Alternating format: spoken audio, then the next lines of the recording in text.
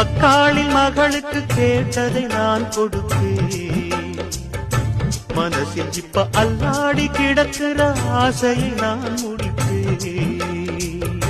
விரும்பியது இந்நேரம் கிடைக்கிற போது ஒரு ஏக்கம் நெஞ்சில் ஏது?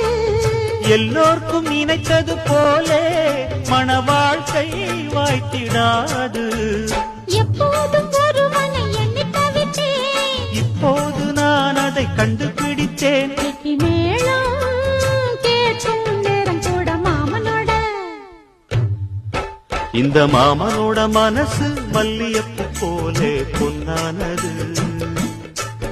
இந்த வண்ணமயில் அதனால் எண்ணியது போலே பூச்சூடுது. புத்தால கொடுமையும் கூடி வருது, சந்தோஷ நினப்பொரு